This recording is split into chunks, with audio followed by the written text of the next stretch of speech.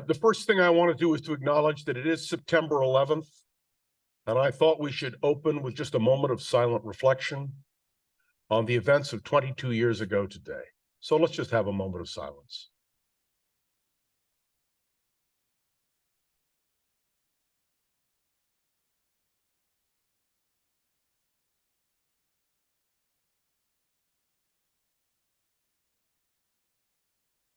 All right.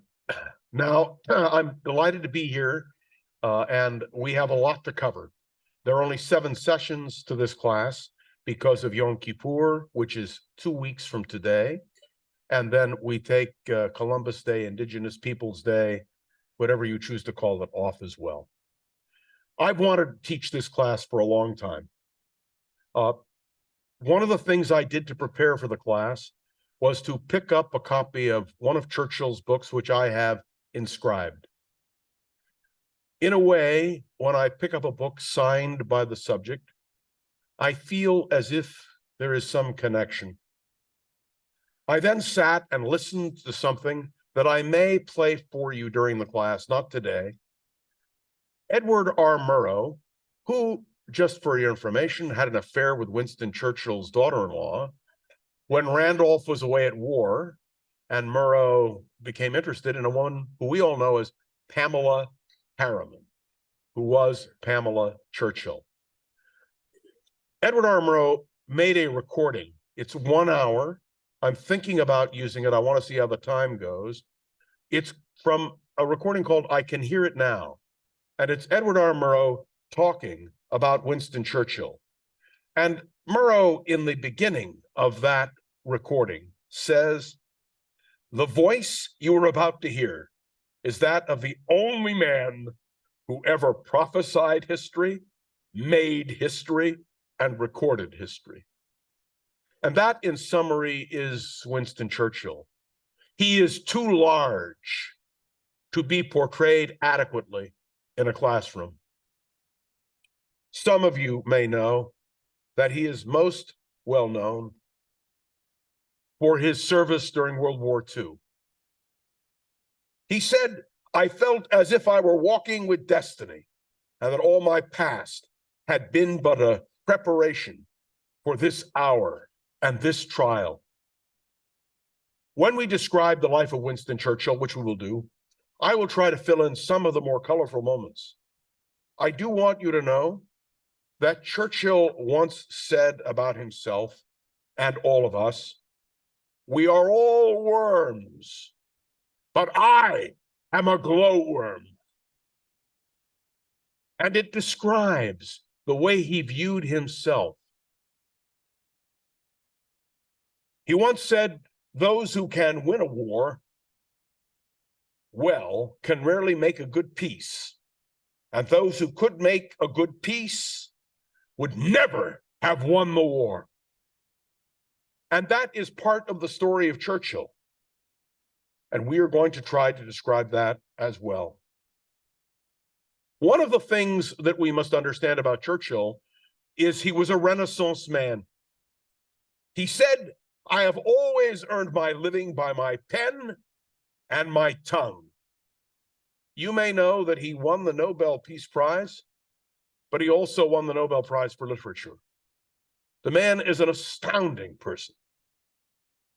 And he also said something which I believe was prophetic.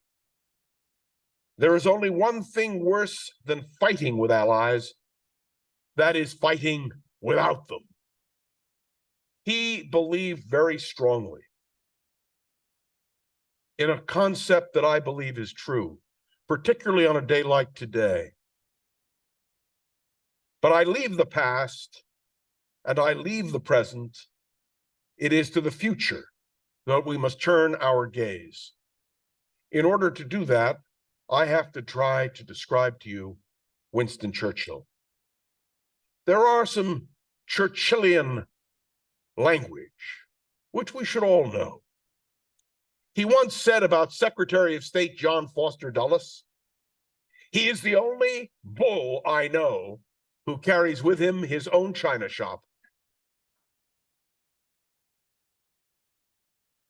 He said of General Montgomery, indomitable in retreat, invincible in advance, insufferable in victory. He observed about democracy that it is the worst form of government except for all other forms that have been tried from time to time. And it's true, isn't it?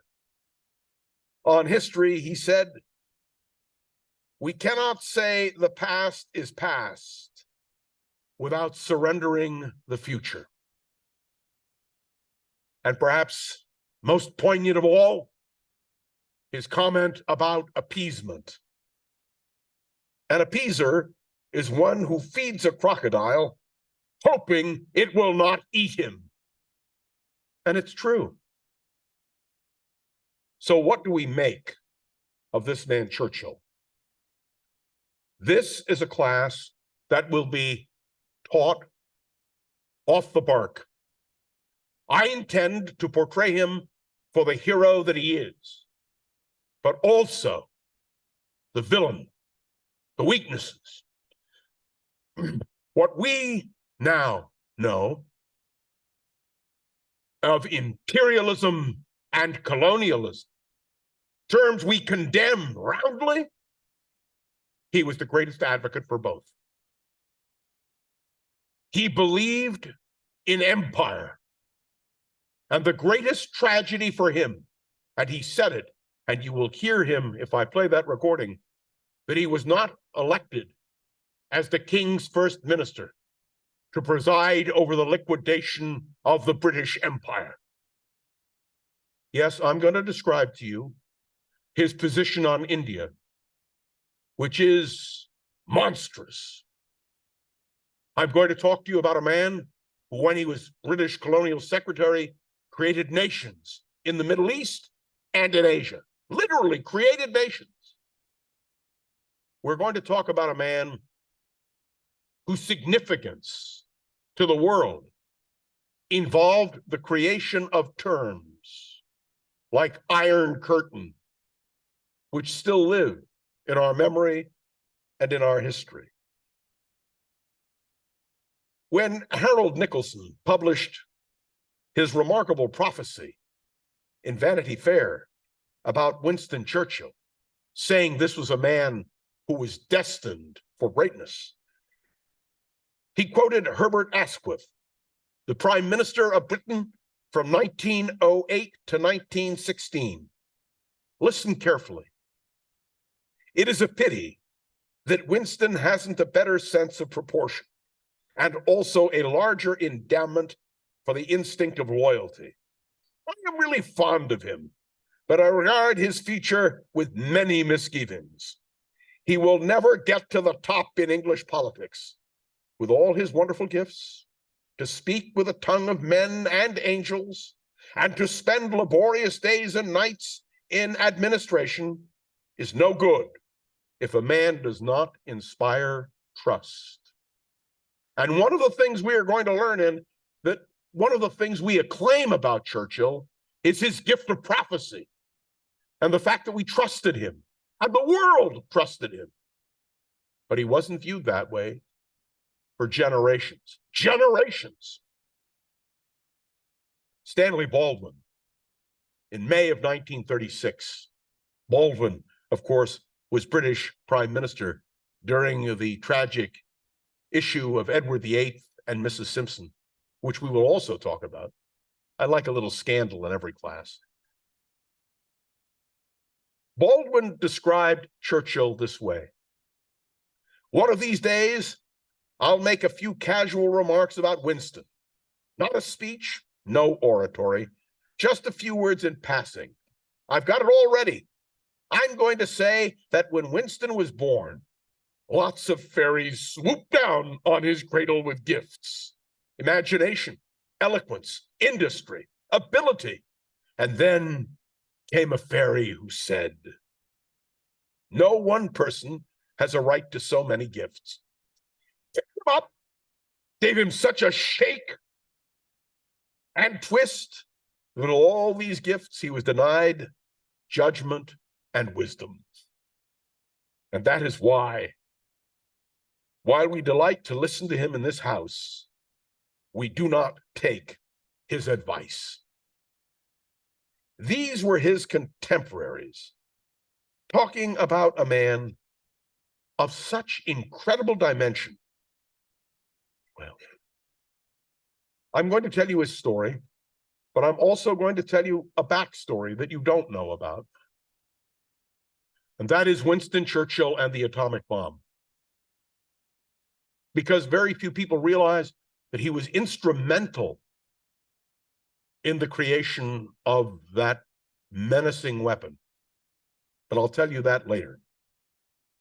I think I should begin with his story and with our own encounters. Oh, by the way, I never met Churchill, but I was asked by somebody coming in, did I have any encounter at all? And the answer is, when I was 10 years old, in 1959, I went to London with my mother and my grandmother, and there was an exhibit of Winston Churchill's paintings. I still have the booklet. And I went convinced that Churchill would be there. He disappointed me. He was not. But when my brother asked me this morning how I was going to demonstrate this, he said, well, are you going to smoke a cigar? I said, no.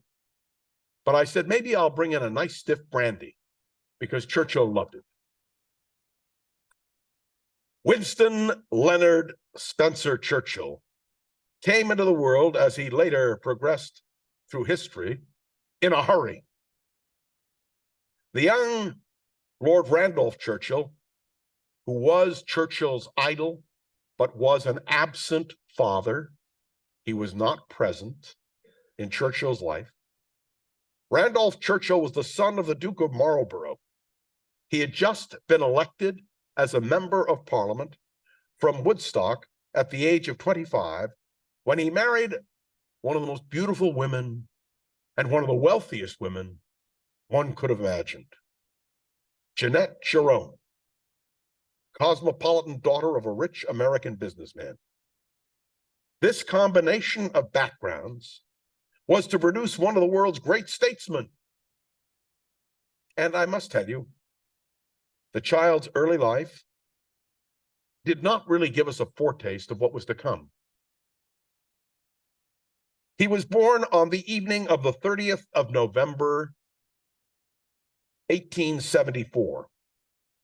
She was in the 7th month of pregnancy, and against the wishes of her doctors, Lady Randolph attended a ball at her husband's ancestral home, Blenheim Palace. I have to pause and tell you, when my wife and I traveled to England for the first time, I wanted to go to Blenheim Palace.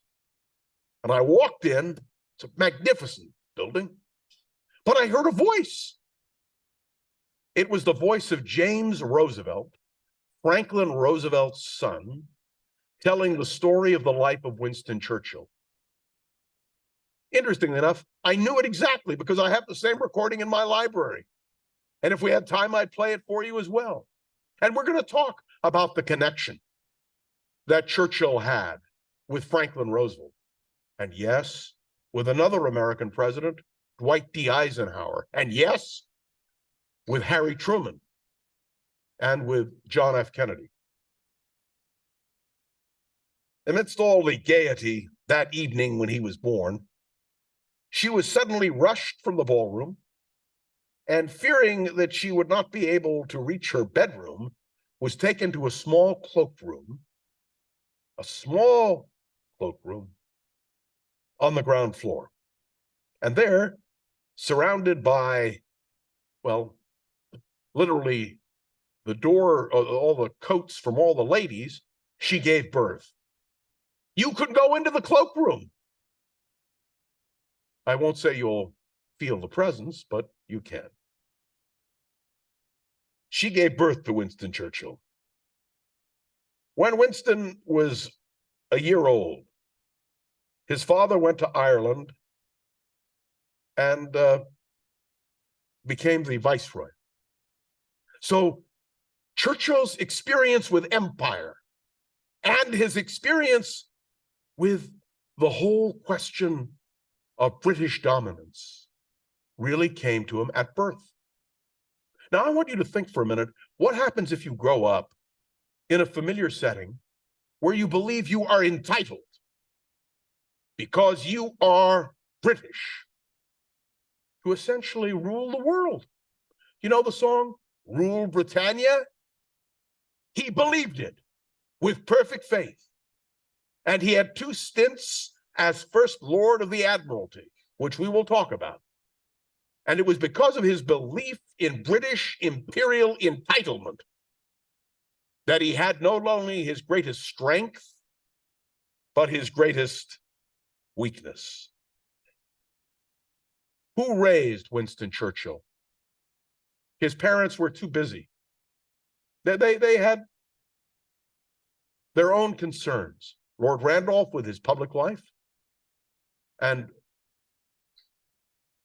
his wife, Jeanette Jerome, with the social life of London. So he was raised by a nanny. And this is a very touching story. Mrs. Everest, he loved his nanny. When she got older and he was a student, he insisted that she come to the school. And despite what he thought was almost certain ridicule by his classmates, he took his nanny by the arm and walked her throughout the campus. She loved him, and he loved her. Until his dying day, Churchill had a photograph of Mrs. Everest visible from his bed, so he could see her visage and understand what she meant to him. You know, you can be born into everything, but if you really don't have the love of your parents, what have you got? Nothing. The interesting thing about this is that Winston Churchill finally found love from a nanny. He went to Harrow in 1888. Winston, freckled, snub-nosed, with a mop of red hair. We don't picture him with red hair, but he was what we would call a gingy. Arrived at the school in April 1888. In his first term, he confounded everyone by winning the headmaster's prize for reciting from memory 1,000 lines of Macaulay's Last Days of Ancient Rome. Now, I was considering doing that for you. We'll just leave it at that. Although he never shone academically, and he was not a great student. At school, he did learn to write and to appreciate the English language. His use of the English language, as I indicated earlier, both by the use of his pen and the use of his tongue, stunned the world. You know, he never really made a lot of money. He came from what was theoretically a wealthy family, but he did not have great sums of money. And so he had to do something for a living. Believe it or not, if you went to Parliament, they didn't pay you much. And he made a living by giving lectures and by writing books. And that's how Winston Churchill was able to afford what I must say was a very luxurious life. Soon after his arrival at Harrow, he pushed an important and moment in his life in the swimming pool. He absolutely tried to excel at sports. He was to say that his father, too, was small, but a great man. Churchill was small in stature. When he was in the swimming pool, he was able to achieve something because he didn't have a lot of weight. He already knew the value of a telling phrase, and the approach of speech became the key to his life. But I want you to understand something else. One day his father came into the nursery, and Churchill collected and played with tin soldiers.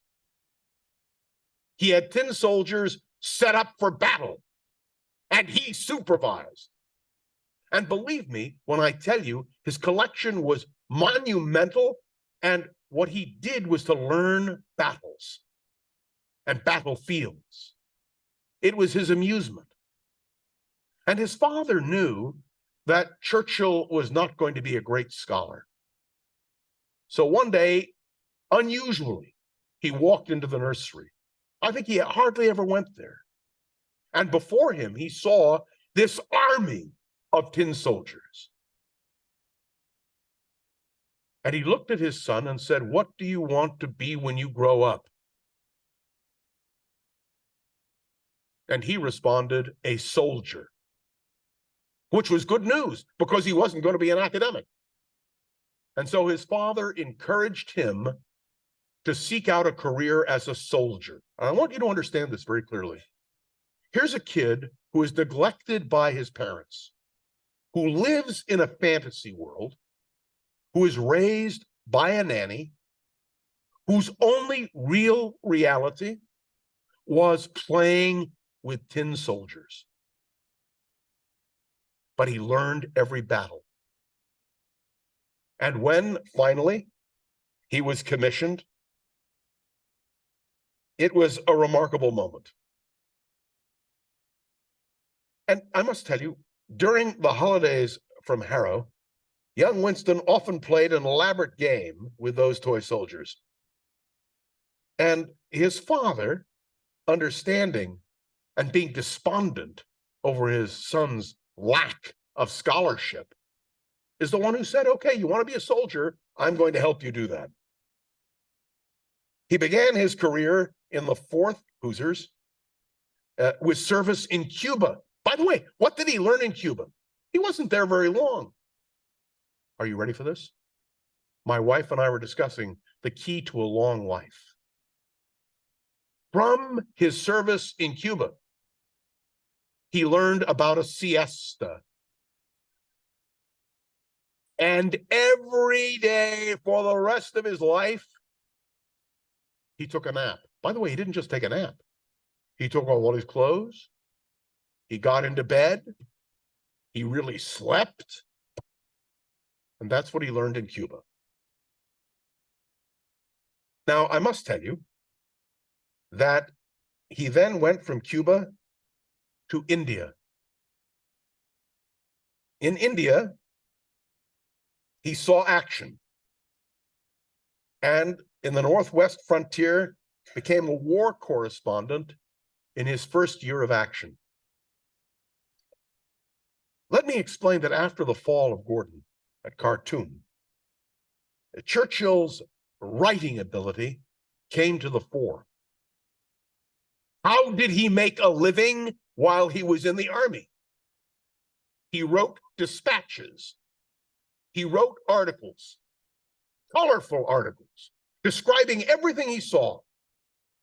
And so Winston Churchill, a young man, only in his 20s, war for his country, described British imperialism in glowing terms, terms that everybody could understand.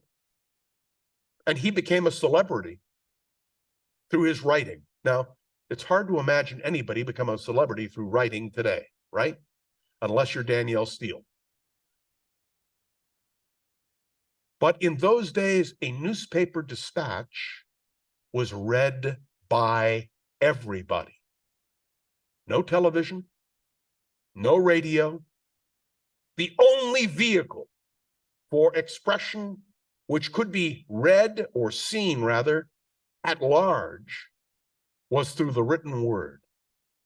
And he perfected a skill. Now there is more here.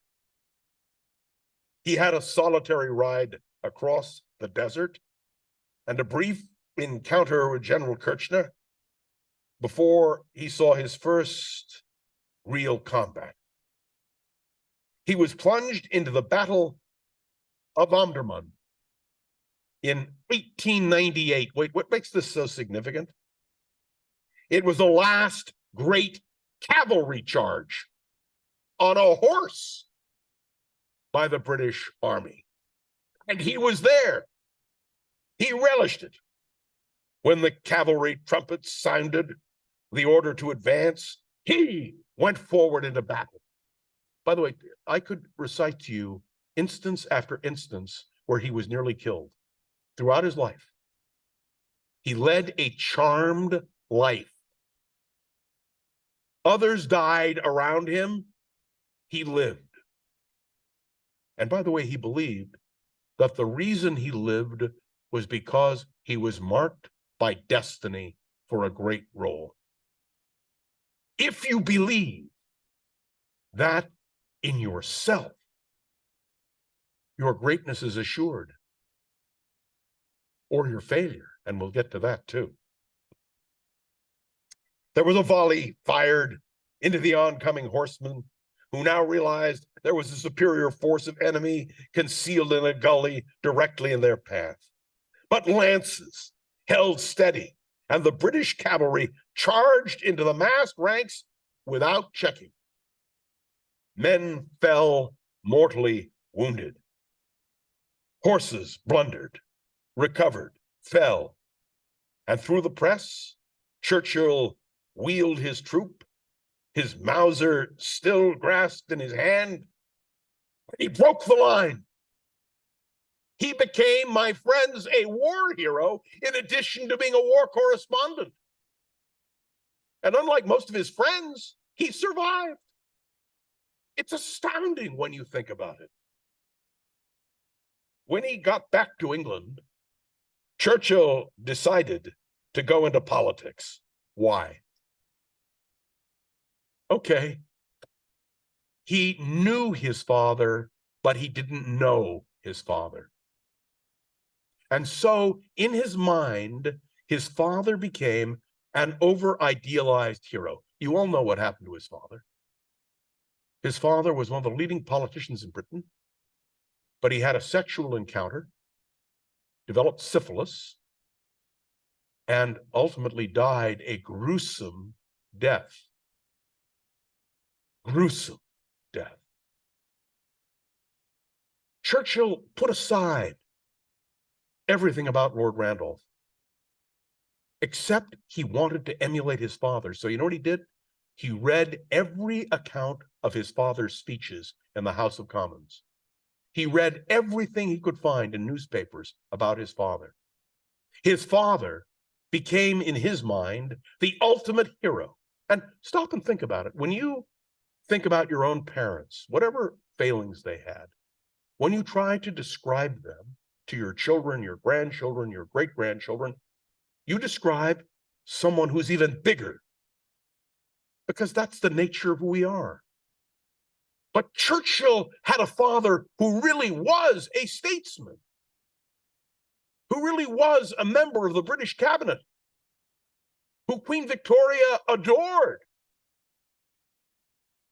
and whose father ultimately succumbed, well, because of syphilis.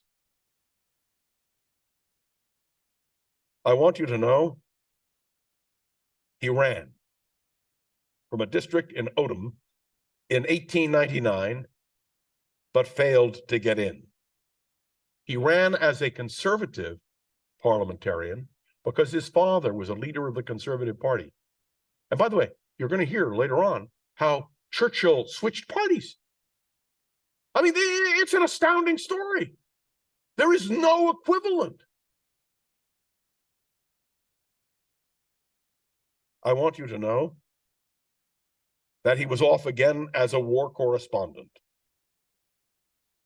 After he lost, he was on an armored train in pursuit of a story and was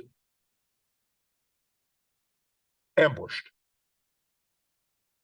In the ensuing Boer attack, the Boer War, South Africa, his dispatches were amazing, but he was captured. Now, what do you do when you're captured? A normal person would wait for some negotiation, but not Winston Churchill. He escaped. Now, listen to this. He escapes not knowing where he's going. He comes, after a long, long haul, to a house. Stop and think for a minute. You don't know who's in the house. If it were one of your opponents, you would most surely be taken and shot. What did Churchill do? He knocked on the door. And wouldn't you know it, it was someone who was a fan of Churchill's, who knew exactly what his correspondence had been. And so Churchill is saved. There is a movie. I had actually hoped that that movie could be shown to you, called The Young Winston. It was made in 1973. It is a dramatization, but it tells the story of this guy who should have died. But again, he escaped. He escaped over the walls of a Pretoria prison. His companions failed in the attempt. He was alone without compass or maps. He set out for Portuguese territory, 300 miles away, with only 4 bars of chocolate to sustain him. Can you imagine the chutzpah? Immediately, his escape was discovered. The Boers offered a 25-pound reward for his recapture, dead or alive. Oh, I overly dramatized it. It was alive or dead, but I like to put the emphasis on dead. Exhausted by hunger and thirst, Churchill was providentially aided by an English mine engineer who helped to smuggle him onto a freight train, and he escaped. And you know what? His escape made him a hero. All of a sudden, not only is he a brilliant war correspondent, not only is he a guy who can battle death and survive, but he becomes a hero, sort of like Herbert. And then, are you telling me something I should know? I have to make sure he approves. Now, how do you begin a political career? Okay, it's a very interesting question. I've considered this myself. On his return from South Africa in 1900, he was a popular figure owing to his reports of his exploits in the war. And when he stood for Omdurman, he was elected. He was elected to Parliament. Wait a minute. Who was the ruler of Great Britain at the time? Queen Victoria. Now, I just want you to pause and reflect. His political career lasted from Queen Victoria to Queen Elizabeth. I mean, it's spectacular. It was his first victory by the narrow margin of only 230 votes. And there was a recount, just want you to know. He took his seat in Parliament for the first time at the age of 26 years. The formalities over, Churchill walked to a seat behind the Conservative front bench, and within a few minutes was seen to loll back in his seat with his hat tilted in a rakish angle to glance around the chamber as if he'd been there his whole life. And you know, when he finally retired, just before his death, they labeled him a child of the House of Commons. He was to remain an MP, except for 2 years, which we'll talk about because you got to win and lose occasionally, until a year before his death. Yielding to no one, Churchill debated vigorously in his first session, clashed with his own party over the Army Reform Bill. He was going to be his own man, no matter what. 3 years later, he showed his independence and growing political stature by opposing his party and supporting the Free Trade Act. He always believed in free trade. As a result, I want you to picture this. You know how the House of Commons works? If you cross the aisle, you get up, you walk to the center of the House, and you walk to the other side. That's what he did, to the horror of his party. He'd been elected as a conservative. He simply got up over the free trade bill and walked to the other side. Okay, let's pause for a moment, because they say behind every man, there is a woman. And it would be entirely fitting at this point to talk about Clementine. Whenever I hear the song, My Darling Clementine, I think of Clementine Hozier, the wife of Winston Churchill. We talked about Blenheim Palace. With its historic associations, it always drew Churchill like a magnet, providing him with inspiration for his marvelous biographies of the first Duke of Marlborough and of his own father, Lord Randolph Churchill. In 1908, it acquired a new significance in his life. It was here that the Duke of Marlborough invited Clementine, the 23-year-old daughter of Sir Henry Hozier, to stay in August. Now, I don't know how to describe this except to say, for Winston Churchill, it was the greatest moment of his life. Really and truly, it transcended all of his victory because his wife became the center of his universe. Clementine was described as a classic, statuesque beauty, yet full of animation.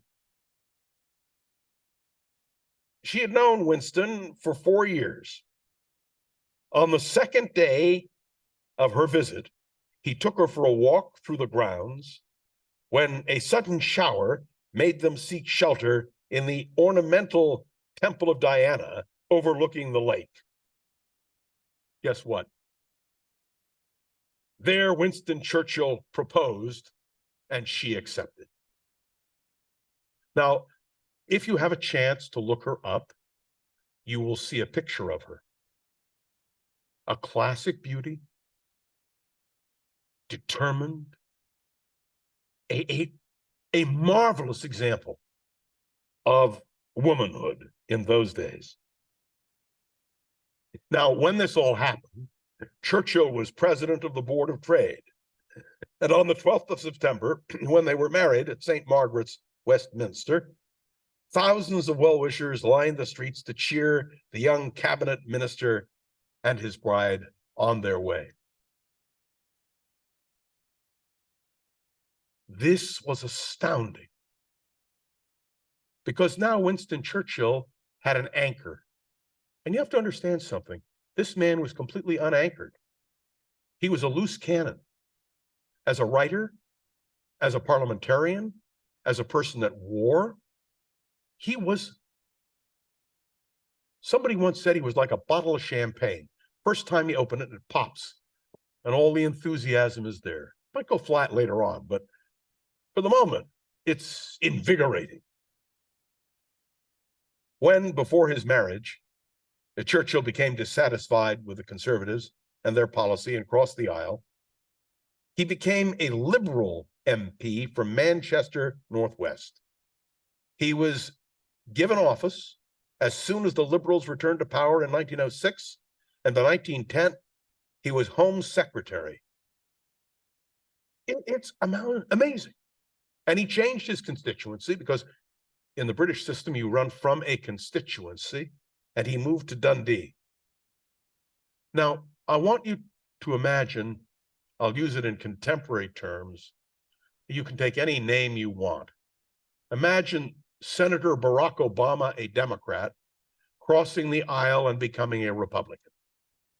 Or imagine Donald Trump leaving the Republican Party and becoming a Democrat.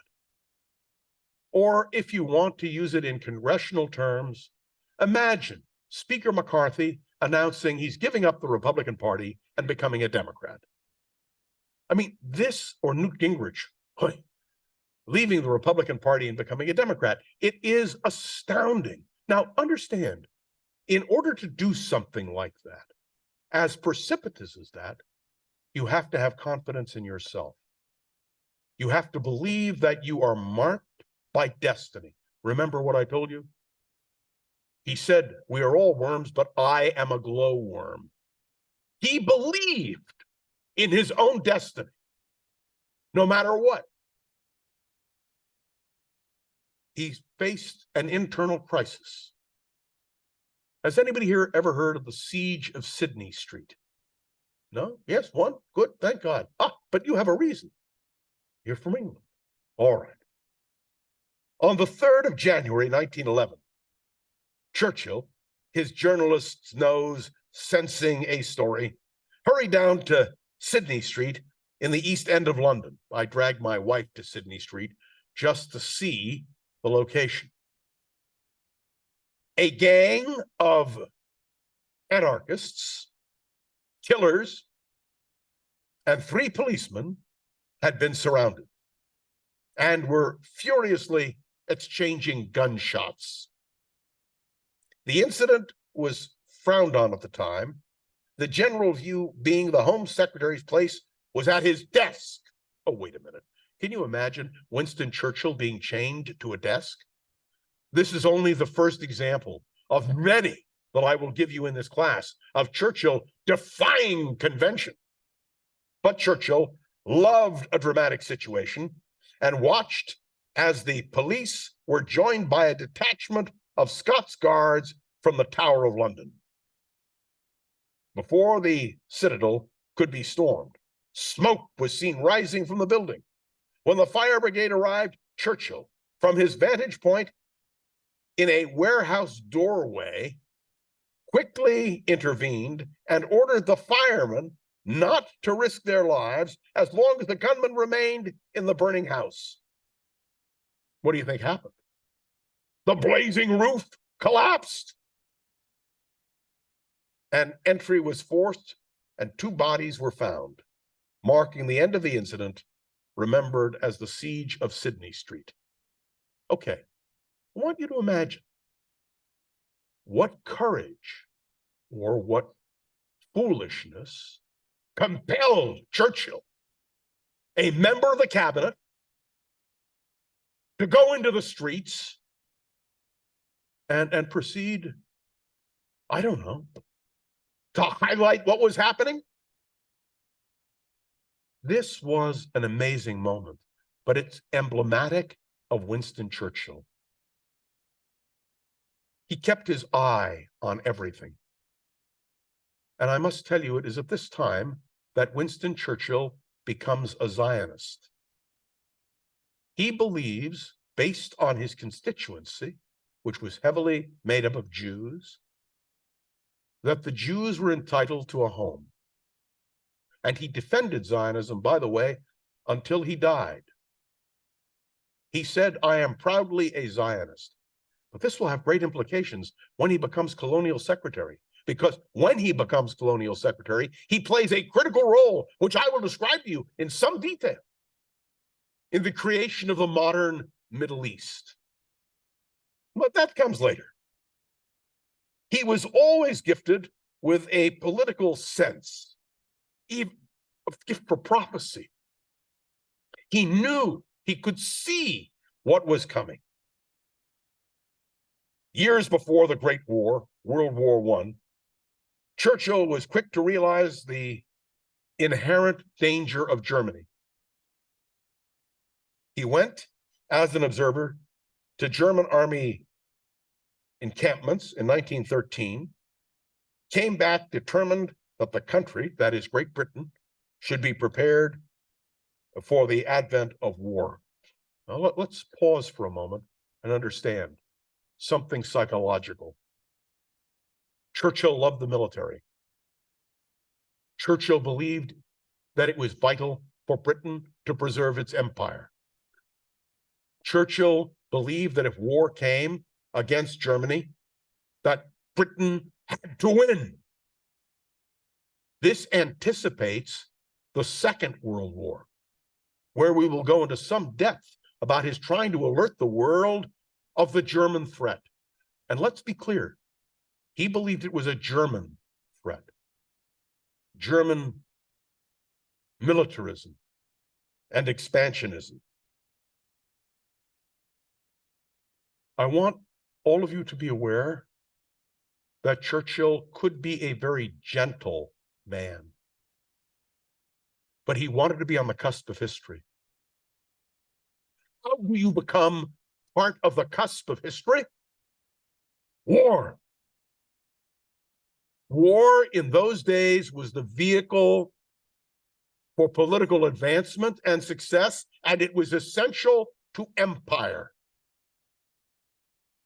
Churchill was a militarist.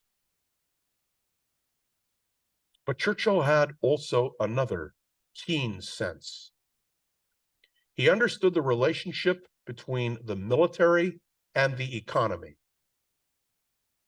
He knew that for Britain to maintain its dominance, it had to have an army that was unequaled. And as you will hear after the break, he also believed that you had to have a navy that was unconquerable.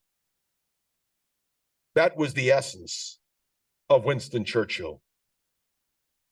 Between 1911, in anticipation of the war, and 1914, Winston Churchill was First Lord of the Admiralty, a job he was to take again in advance of the Second World War. Rule Britannia, Britannia rule the waves. I want you to think about Great Britain, an island nation with limited resources. How does an island nation become a world power? Okay, stop for a minute and think about Japan. Japan is an island nation. It had limited resources. We'll talk about Japan in the 1930s later on, but I want to draw a direct correlation, because what you can view on the one hand as good can be just as easily turned to evil. If you live on an island, the only way you can grow, the only way you can develop is to expand, right? And for Winston Churchill, Britain was the ultimate island. By the way, I think one of the reasons he understood the Japanese as well as he did was because they were both island nations, dependent on colonies. And let me remind you about India. India was the crown jewel in the imperial crown. Not only was Victoria Queen of England, Ireland, everything, but she was the Empress of India. And one of the things you have to understand about Churchill is he always believed in British imperialism. He believed the strength of Britain was in its empire. And ultimately, he would use the term Commonwealth, but he knew that the minute you ceased to be an empire, you ceased to be a world power. And I want you to think about Japan just for a moment. The Japanese expanded because they had to. They had no choice if they were going to be a great power. In the case of the Far East, China was the great adversary. But Japan understood that in order to be a world power, it had to be able to compete. And by the way, I've passed over completely the Russo-Japanese War. And you understand, when the Russo-Japanese War broke out at the turn of the 20th century, that the key was the defeat of Russia, which emboldened Japan. Okay, trivia question. Anybody know who won the Nobel Peace Prize as a result of that war?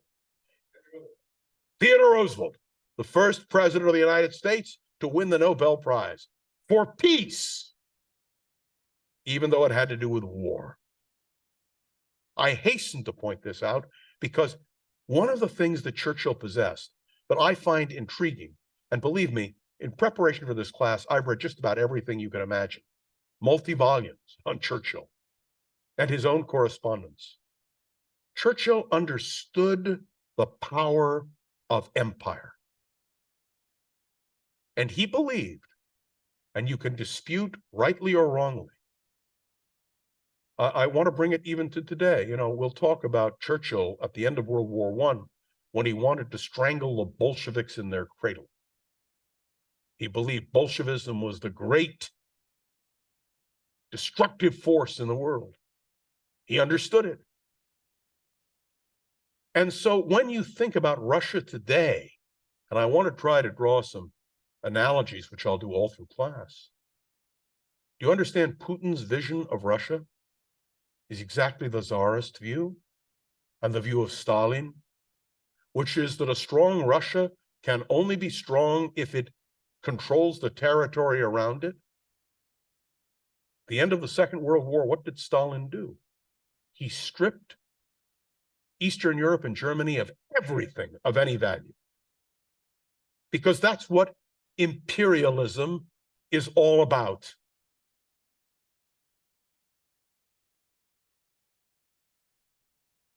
I want you to know that when Churchill became First Lord of the Admiralty, he brilliantly tackled the job. He reorganized the entire Navy. Now, I have to ask you a question. Do you think he knew what he was doing? Probably not. But he did more than that for the Navy. And we'll talk about this in a few minutes. Do you know who created the tank as a vehicle in war? Winston Simpson Spencer Churchill. He designed and had built the first tank. I was just listening what's going on now in the Ukraine and the largest tank battles we've seen since the Second World War. When you study history, I have found that Churchill is at the root of much of what we know and things we don't know. But I know that I'm required to take a 10-minute break. I do so with the deepest reluctance, and I want to point out to you, I'm painting a picture of a time and a person that is far distant. But as we progress through the life of Winston Churchill, what you will find is your greater familiarity with, but you can't understand that familiarity unless you understand the background. Take 10 minutes, please, not more.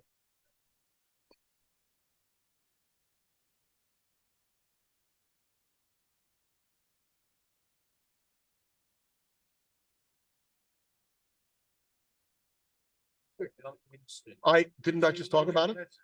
I just mentioned it. Dana said to say hello. Oh, wonderful. How are you? Shana Tova. Where is she? Not here. You guys are fine.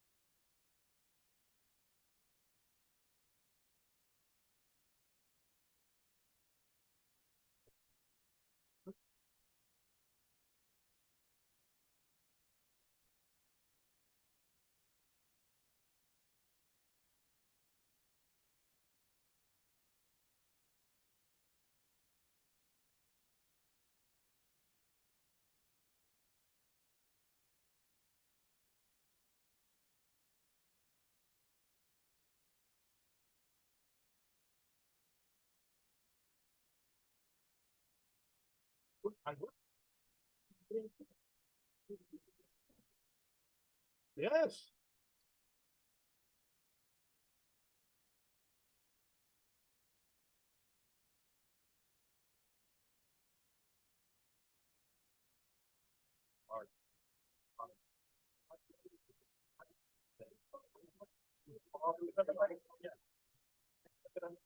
Oh, I'm getting.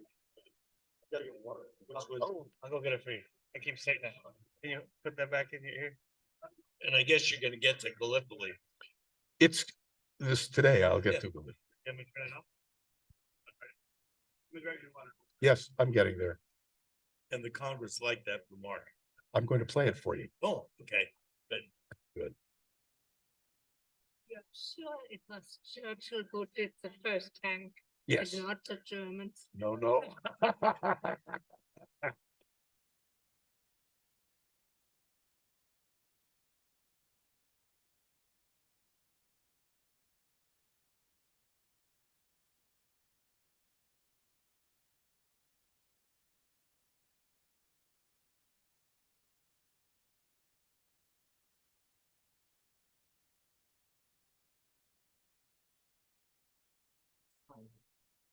No hard feeling, okay? What? No hard feeling. For what? I'm gonna say, Yes.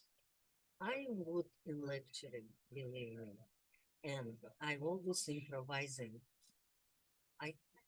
Next time I will tell you, when I was in board of directors as a volunteer, on board of directors, Yes. Thank you. you know, for non-profit organization, I was in charge of orientating volunteers how to deal with immigrants, how they use me more. They would invite me, the director. You know, this construction, no? Yeah, yeah. The directors, they're not paid. executive director. It was my friend, American. That's why he invited me. So they would ask me to go for fundraising to American companies, and I would make a speech all expro. Yes. One time, the lady who was organizing this said to me, people were crying. So my question is, but I never ever read. I always was talking. I Why only, you read it? because there are some things there that I want to make sure I include. And you don't rely on your memory? I could, but this is better. Uh-uh. Well, No. I just again, I admire you. The way you perform, it's like a theater. It's very important. A theater. When I say, you know, that I'm still working as an interpreter, you know, probably you don't know. But what I tell to people who serve others in a good way, I say to them, you demonstrated to me a great combination of high professional and personal skills. You have great personal skills. I love you.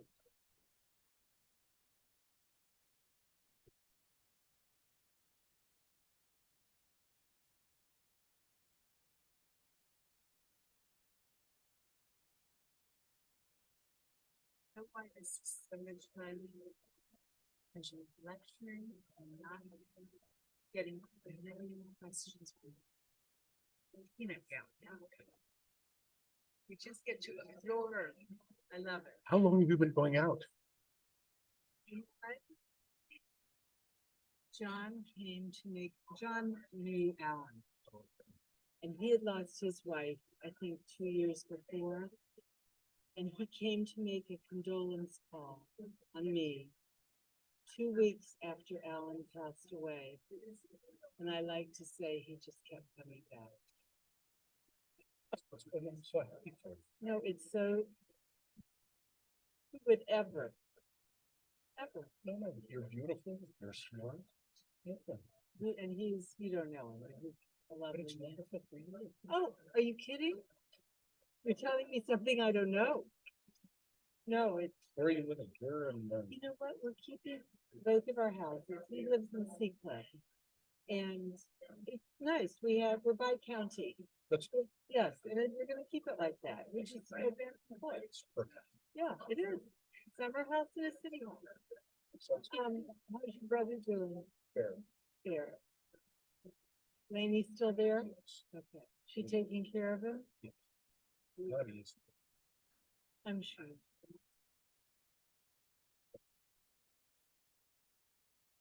Is she taking care of him? Is she? Yes, Right. because otherwise he'd be dead. No, I. And he's not doing well. So if you want to do it next day, give him a call. Good.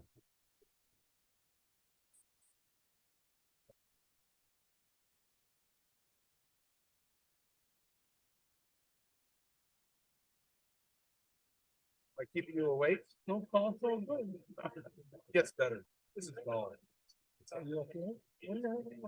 Oh, they put this on my. Okay. Really prepped for this one. You're really prepped for this one, I can tell. But it's different from contemporary politics and you can sort of wing it. But Oh, they're quick. Okay, 5 minutes, 5 minutes. Good. I'd love to hear your insights on the 4 trials coming up. Well, I'll figure it out.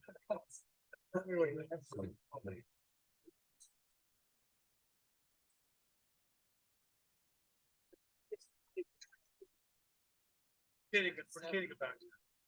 Oh, the good stuff I have. All right.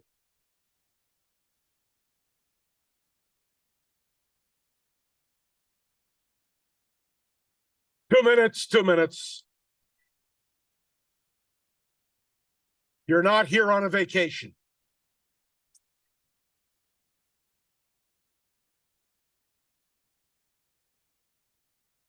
Bob's here. He's here. Yeah, he's in the back.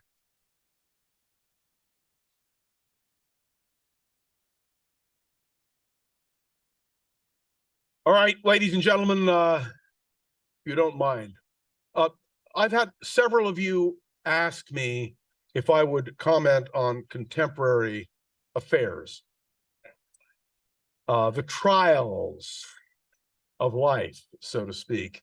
I understand why you want to do that. Let me indicate to you, I do a daily podcast. It is not more than 10 minutes every day, Monday through Friday. It is Around the Political World with John Rothmann. In that podcast, every day, Monday through Friday, I highlight the major issues and talk in depth about the very contemporary issues that I know you would like me to discuss. I will not rule that out because things are popping so much, but in order to do this class on Churchill, I have to concentrate on Churchill because it wouldn't be fair to go off the track. But I urge you, tune into my podcast, Around the Political World with John Rothmann. It's on Amazon and Spotify. There is no charge. It's free. It is 10 minutes, not more, every day. Around the Political World with John Rothmann. Going to say it again? No, you've got it. Okay. I have to move a little bit quicker because, and somebody asked me, why are you giving so much detail? And the answer is because we all know about Churchill later on. But you have to understand why this man developed the way he did. And you know, I've taught courses here on the life and times of Franklin Roosevelt, the life and times of Richard Nixon. I've tried to highlight the personalities of people to understand them. In advance of the First World War, as First Lord of the Admiralty, Churchill brilliantly tackled the job of reorganizing the Navy. Ships were converted from coal to oil. Do you understand why? It makes great sense. When you're dealing with oil, it's a lot easier. And remember, one of the reasons that the British imperial empire survived was it was because it was lubricated by oil that they seized from others. We'll get to that. On the 26th of July, 1914, the Navy was signaled to stand fast as a precaution against a call for mobilization. Everybody knew that the world was about to go to war. And if you've never read Barbara Tuchman's book, The Guns of August, you should read it. And you must know that the world stumbled into war. No one anticipated what would come. The crisis came on the night of the 30th of July, when Churchill, remember, First Lord of the Admiralty, acting on his own initiative, gave orders for the fleet to take up battle stations. Okay, I want you to stop and think about this. Technically, Great Britain is at peace. Okay, Europe is seething. But Churchill acted impetuously. Now, wait, I use the term intentionally. Sometimes you can act impetuously for the good. But sometimes when you act impetuously, it can be a disaster.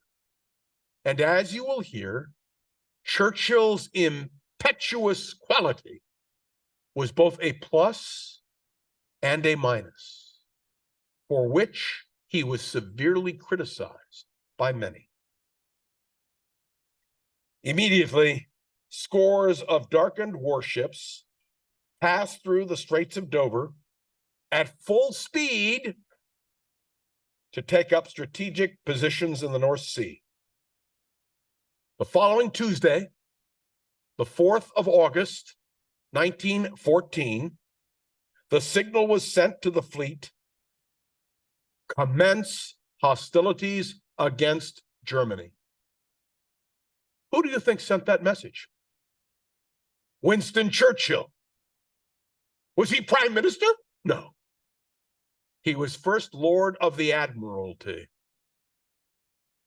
Thanks to Churchill, and everyone understood this, thanks to Churchill, the fleet was ready.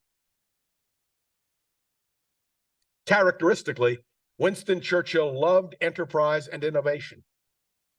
He realized the potentiality of flying in its early days. He had seen the advantage of big guns and naval armament, and that's when he came up with this idea. If you could have a ship at sea, why not have a ship on land? Now, we take it for granted now, right? Early in the war, Churchill was seen drawing on a paper, advocating the use of armored Caterpillar tractors for trench warfare. The tractor existed, okay? And he was saying this would be great in the trenches. Now, do you understand the implication of the trenches in the First World War? How many people died in trench warfare? Now, faced with official skepticism and apathy, he unilaterally, all by himself, as First Lord of the Admiralty, ordered 18 experimental vehicles at a cost of £70,000. Ready for this? Without telling the War Office. Do you understand? Now, may I just, this is a story that doesn't fit here, but I want to tell you anyway. When America was developing the atomic bomb, there was no line item in the budget to develop the bomb. Franklin Delano Roosevelt gave the order unilaterally. And those of you who have seen Oppenheimer understand the importance. We're going to get to that later when we talk about Winston Churchill and his role in the development of the atomic bomb, which was critical.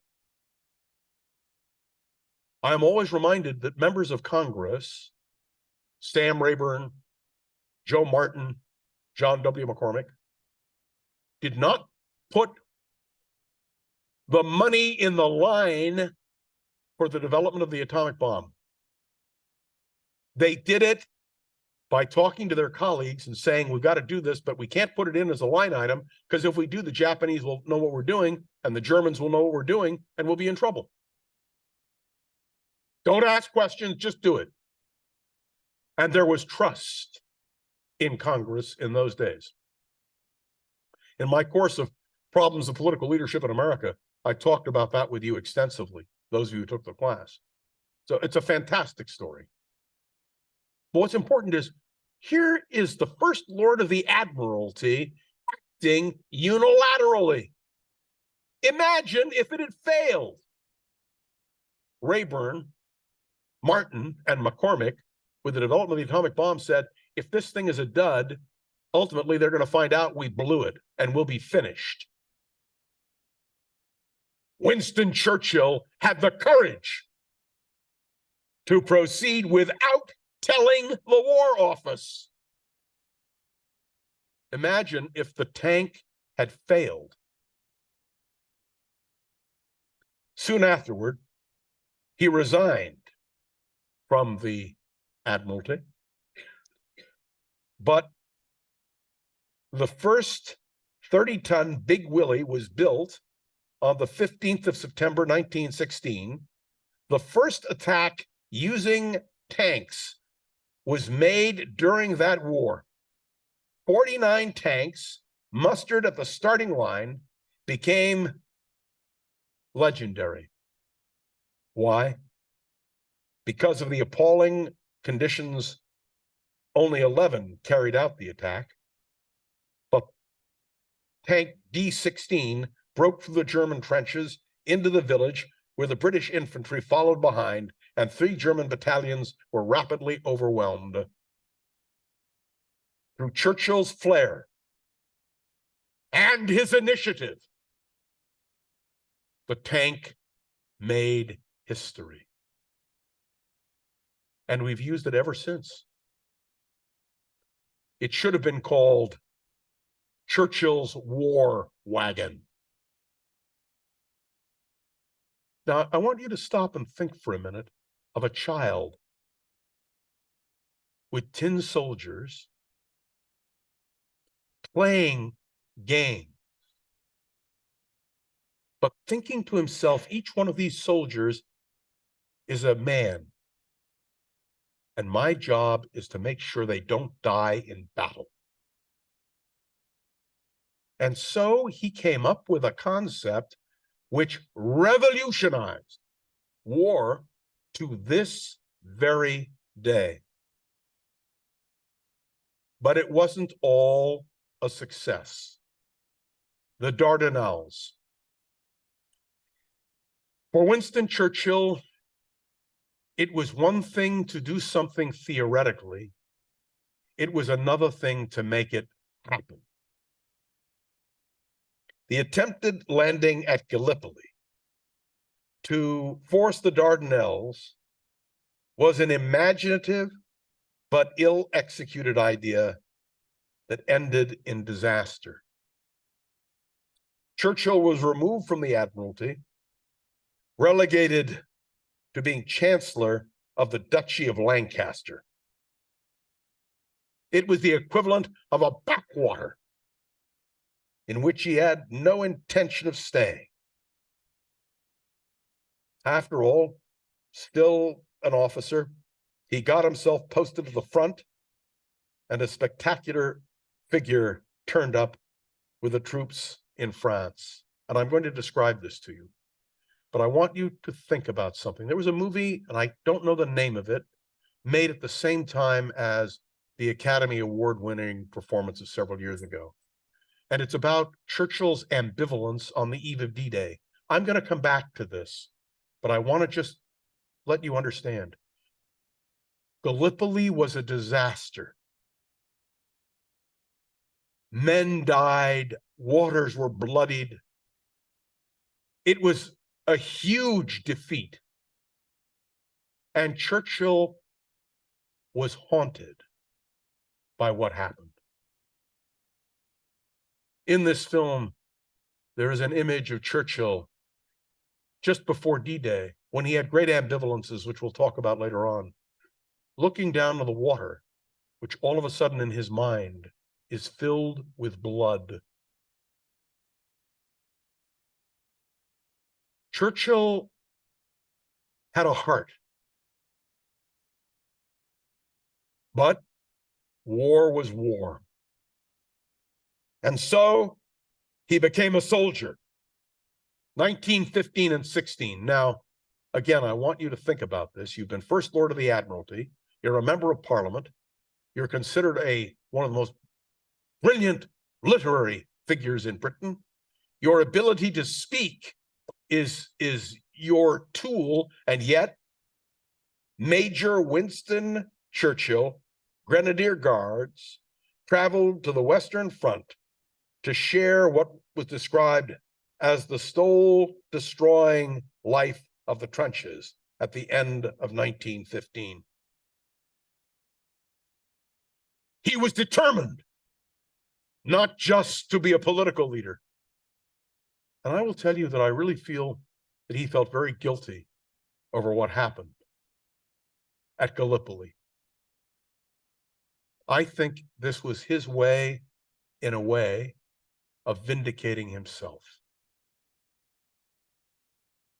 His brother, officers, at first resented his arrival. After all, he was a world figure. But Churchill's good humor and immense enthusiasm for the business of war soon dissipated prejudices. Within a month, he was promoted to lieutenant colonel assumed command of the 6th Battalion Royal Scot Fusiliers, he was a hero again. But more than that, from Churchill's vantage point, he was in control of his own destiny. A sitting member of Parliament, he did not resign. The men reveled in his eccentricities. Oh, yes, he had a servant who provided him appropriate lunch and, appropriate linens and all the rest. His uniform in particular, a long waterproof riding stock and a blue French helmet. Talk about an eccentric, for God's sake. But remember, Churchill was also an actor. Just like a good professor. You have to be more than just someone on a battlefield or someone with knowledge. You have to be able to convey it. An outfit designed to produce a fit of apoplexy in any visiting general. They took one look at him and they said, "What is this?" But that was Churchill. And remember, he could do it because he was Churchill. Once, when some of these dignitaries had been entertained by Churchill, he suggested a tour of his sector and soon had the generals in their tailored uniforms crawling through the mud and muck under a wire. Can you imagine? Chutzpah. And I want you to know, his battalion was thrilled. They saw these guys, these generals, crawling on the ground in the mud because of Winston Churchill. You imagine his popularity with his troops must have soared. However, his reputation with the men did not rest on his capacity for knocking the stuffing out of brass hats, but on his great efficiency, and I want to point out, absolute fearlessness. Bullets whizzed by him. Others around him died. But Churchill kept right on going. Wait a minute, is that wisdom or foolishness? I mean, stop and think about it. But understand the most compelling thing about Winston Churchill. He believed in his destiny. And every time he survived one of these escapades, he believed that God had marked him for greatness, that he was being preserved for a reason. When Churchill had gone to France, Asquith had been prime minister. In 1916, Lloyd George succeeded Asquith, and in May of that year, Churchill, owing to General Haig's appointment, was brought home, and he was found without a command. But he decided to return to the immense task of helping to equip the United States Army, whose arrival in Europe was the tip of that lance which tipped the balance of the war. Do you all understand the role of the United States? When we came in, the Germans were finished. I want you to understand that even though the Allies seemed to be beaten by the Germans, they had no airplanes of their own. Ludendorff launched the last German offensive in March of 1918, and for many anxious days, the Allies fought desperately to hold their lines. The Germans were winning. Finally, the tide turned. And on the morning of the 11th of November, 1918, Churchill stood at his window, listening to the bells ringing over London. It was the end of the war. For Churchill, a great cloud had been lifted.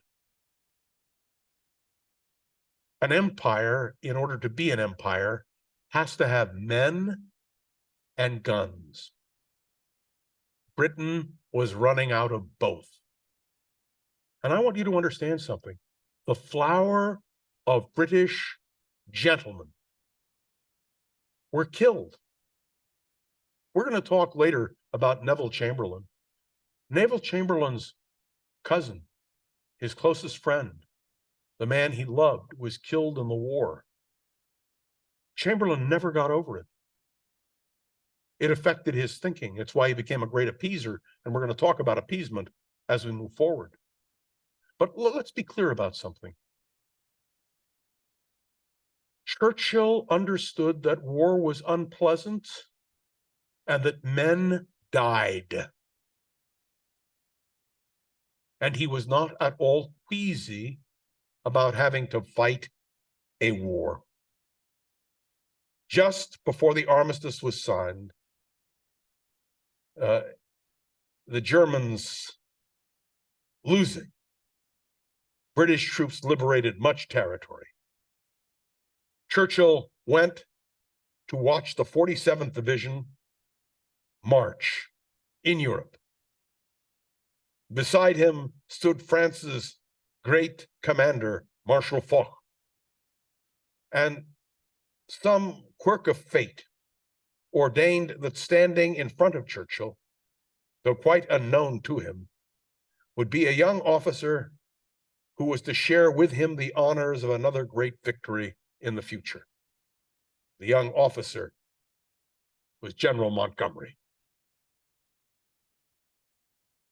But I want to explain to you another story. A man whose name is forgotten by history, a man by the name of Oswald Mosley. Oswald Mosley, like Churchill, was young, dynamic, adventurous, and in the 1920s, Mosley was elected to Parliament fighting for veterans. That's what he did. He fought for veterans. But Mosley was profoundly affected by the war. By the way, if you take a look at him, he walked with a limp, not from an injury on a battlefield. He was trying to impress his mother. This is Mosley, trying to impress his mother while he was flying a plane. And as he landed, the plane crashed. And as a result, he lost an inch of his leg. But Mosley, like Churchill, was viewed by many as a future prime minister. And what drove Mosley was also the belief in British Empire. And yet these two men were the antithesis of each other. Mosley became the head of the British fascists. When he married his wife, Diana, it was done at Joseph Goebbels' home in Berlin in 1936. Mosley treasured an autographed picture from Adolf Hitler, which was his wedding gift. I said to my wife, maybe we can give my autographed picture as a wedding gift. What I want you to understand is within Britain, there was, if that's for me, tell them I'm not here. For the British, the First World War was the ultimate trauma because the flower of British youth were killed. And I have to tell you what many people said at the time. It was a senseless war. A senseless war. Because there was no real winner, and Europe lost. Churchill understood the implications of the war. And he immediately said, we must work to prevent another war in Europe. He believed it with all of his heart. Well, I want to stop here and take your questions. And the reason I'm stopping here is because my purpose in this lecture, which frankly is the most the least interesting lecture of them all, is because most people do not grasp Churchill. But I want to tell you one more story. Winston Churchill was First Lord of the Admiralty. Can anybody shout out the name of the Assistant Secretary of the Navy in the United States? Thank you. Franklin Delano Roosevelt. Do you know that Roosevelt and Churchill met before the end of the First World War?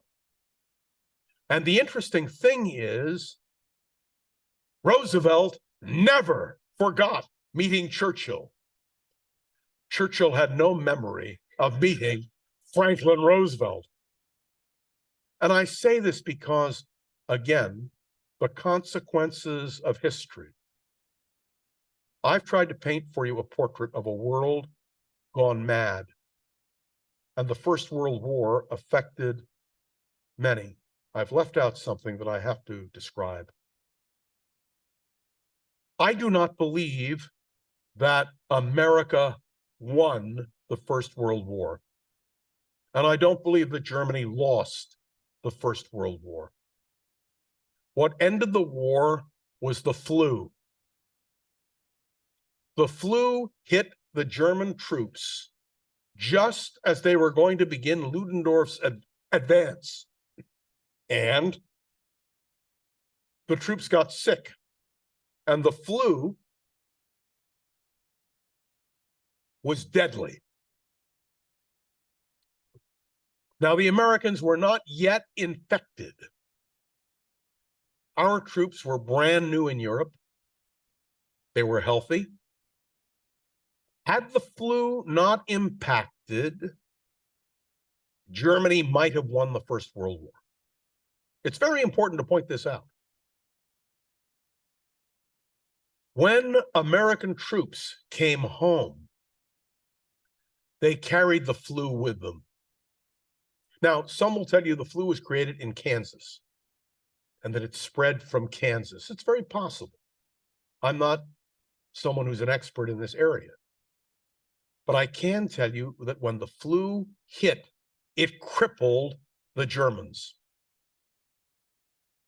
And I point this out because I believe, and we will talk more about this, Churchill understood that Germany was still a potent military force, and the Germans were determined to have revenge.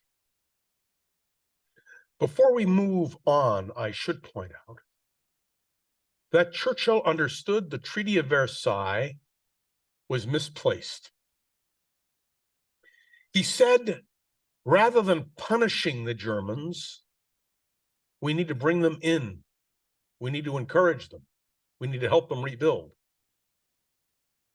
Because Churchill understood there was a ticking time bomb. We will describe Churchill in the 1920s. His political defeats, his leaving Parliament, his writing, the fact that he was almost killed in the United States stepping out of a taxi in New York. Why? Think about Britain and which side of the car you get in and out of. We're going to talk about how close we came to losing Winston Churchill. And we will talk next week about how his writing became so central to him. But let me pause now. I always like to leave time for questions. Fire away. Yes, go ahead.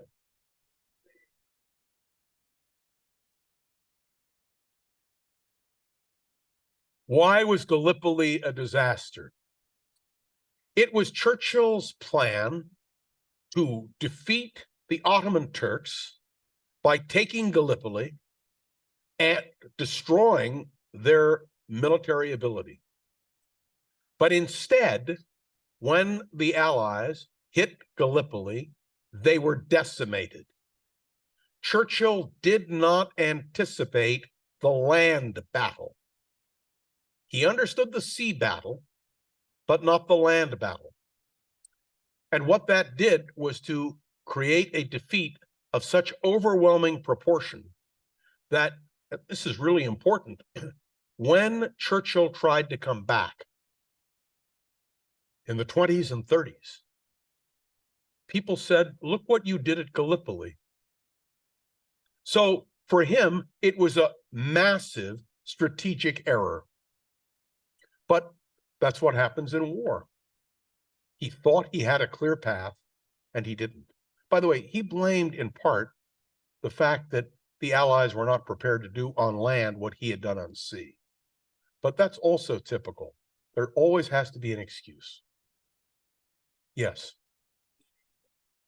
I've just been asked about Lawrence of Arabia. You must wait until next week. Why? Because Churchill becomes the Colonial Secretary, and his relationship with Lawrence of Arabia is astounding. And by the way, Peter O'Toole's movie is a great film. But two things to note. There are no women in Peter O'Toole's movie. It is an absolutely, completely all-male movie. Just watch it. It's great. But the second thing is, Lawrence of Arabia was also a Zionist. Lawrence of Arabia believed that the Arabs could take the middle. Oh, wait, I'm going to wait till next week. I have to, because then I'll describe how Winston Churchill created the modern Middle East. But Lawrence of Arabia is part of it. Yes, indeed. Yes, all the way in the back.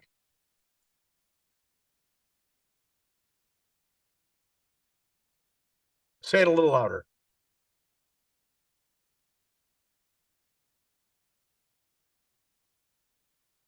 A modern Churchill. The question is a good one. When you heard Zelensky's speech to Congress, what did you hear? You heard echoes of Churchill's rhetoric, almost line for line.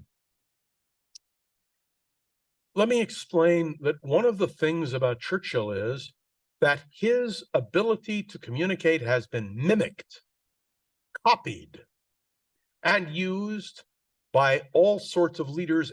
And Zelensky is a classic example, because Zelensky views himself and Ukraine as under attack by a superior power with no hope of winning.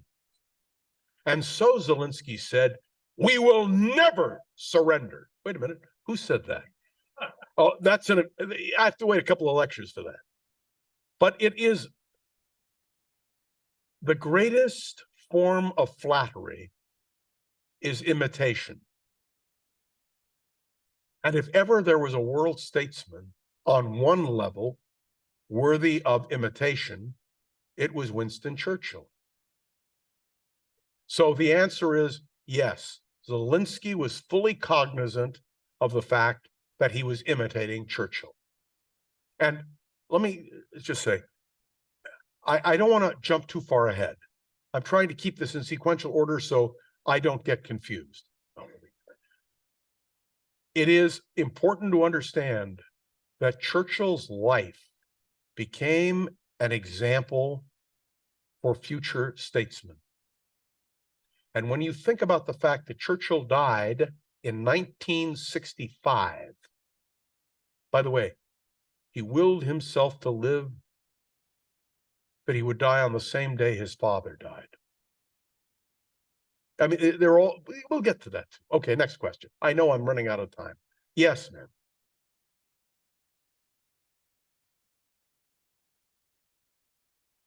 That what? Say it again. The flu, yes.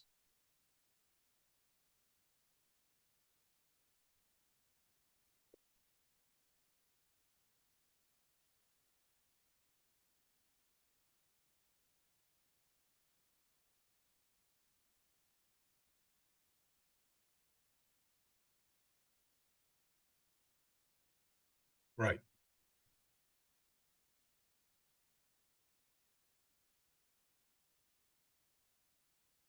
I'll explain. Question is, first of all, about chemical warfare. In the First World War, Do you understand that after the First World War, there was a ban universally accepted on chemical warfare? And you understand one of the people who supported the ban on chemical warfare was a young German corporal who was impacted by poison gas. Indeed, at the end of the war, he was in an infirmary, completely blinded by the use of poison gas. And of course, Corporal Hitler, Adolf Hitler.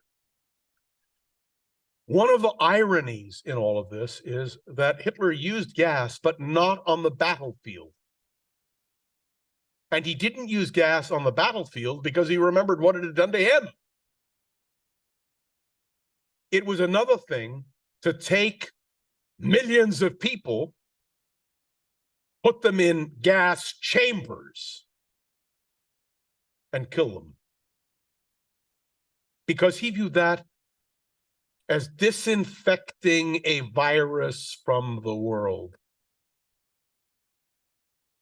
Jews, all you have to do is read Mein Kampf. Jews were a virus, and therefore to use gas to exterminate them was legitimate. But Hitler took a peculiar stand on using gas in the battlefield. He opposed it because he had seen the impact of using gas. Now, don't ask me to explain the question of morality, okay?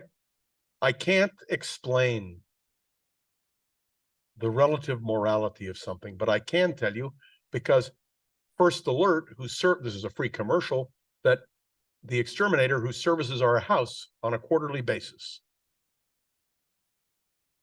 they come in to eliminate bugs, rats. I don't have rats, I want you to be clear. But that's what they do. They come in to exterminate. And when you believe that a people are a virus infecting the world, using gas to destroy them is completely legitimate. But not, my friends, on a battlefield. And so poison gas was not used in Germany and not used in the Blitz. We're going to talk about the Blitz. We're going to talk about Churchill and the Blitz. We're going to talk about what it meant to bomb Great Britain, heat hope into defeat, but not poison gas. Now, some of you here remember that in Britain, during the war, they started out by putting out gas masks. They put out gas masks because they were convinced the Germans would use gas. Okay, I want to make a statement about war. War is not rational. It's irrational. Anyone who has been through a war understands the irrationality of war. But within a war, you will find reflected inconsistencies. Imagine if instead of a blitz, the Germans had used poison gas. Imagine. Now, I say this, that's why the question was absolutely spot on. And when we get to the Second World War, by the way, we have a long way to go to the Second World War. We have to cover Churchill in the wilderness years, but we first have to cover Churchill in the 20s. Because the world was popping all around him.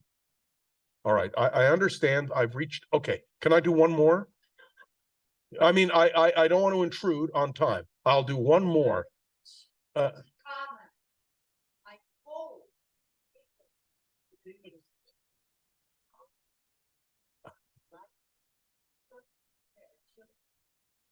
Reforms his lecture like an expert, even better than Churchill. Thanks you. Your lecture is so interesting. I didn't know. And so funny. Thank you for I accept the compliment. I did say I would take one more question. And so, but I'm not going to, because I don't want to disrupt everything. Already I can see I'm over. Next week, don't be late.